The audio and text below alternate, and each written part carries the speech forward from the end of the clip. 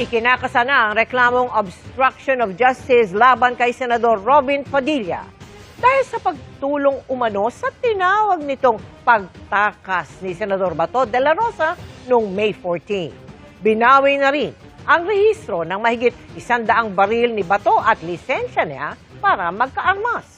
Nakatutok si Ian Cruz.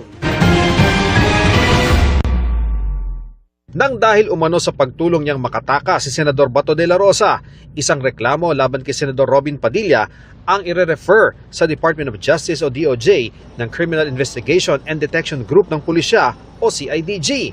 Ang reklamo, paglabag sa Presidential Decree 1829 o Obstruction of Justice na may katapat na kasong kriminal. Una nang sinabi ni Padilla na nakiangkas lang sa kanya si de la Rosa nang magpaalam siyang uuwi muna sa bahay noong May 14 ng madaling araw. Magkasama po kayo noon nung lumabas po siya sa Senado. Hindi naman AI yun, di ba? Pero lumalabas sa investigasyon ng CIDG na hindi lang basta nakiangkas, kundi planado ang nangyari. Binuntutan umano ang SUV ni Padilla ng isang sasakyang nagsilbing security escort at backup car. Tikumpasa ngayon ng PNP ukol sa buong detalye sa napipintong paghahain ng reklamong obstruction of justice laban kay Senador Robin Padilla. Bukas daw ito isa sa publiko ng CIDG. The CIDG will be conducting or will be having a press conference tomorrow morning. So, dun po natin malalaman ang buong detalye ng resulta po ng kanilang investigation. Sinisika pa naming makuha ang panig ni Padilla, pero nauna na siyang sumagot ng tanungin kung illegal ba ang kanyang ginawa. Ay tanong natin sa kanila kung may illegal. Kasi sa amin, tandaan ninyo, ang Senate, ang sabi ng aming SP, ay hintayin namin ang warrant ng local court. Pero sir, bukas kayo sa mga possible investigation. Eh, wala tayong magagawa.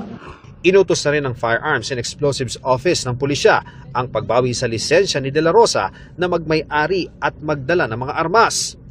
Binawi rin ang rehistro ng halos 100 at 20 baril ni de la Rosa na minsang naging PNP chief.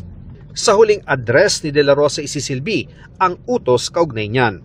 Mas makakabuti po sana na ma-surrender na lang po itong mga firearms na ito at ma-deposit po sa proper authority. Supposed to be surrendered by his family kung nasa kanila. At kung hindi naman po, the law enforcement can visit kung saan yung mga lugar na siya at kuhain po yung mga baril na yan. Implementing Rules and Guidelines o IRR ng nasabing batas ang binabanggit ng pulisya na batayan ng pagbawi ng mga lisensya at rehistro. Kung itong Section 4 ng revised IRR po ng RA 10591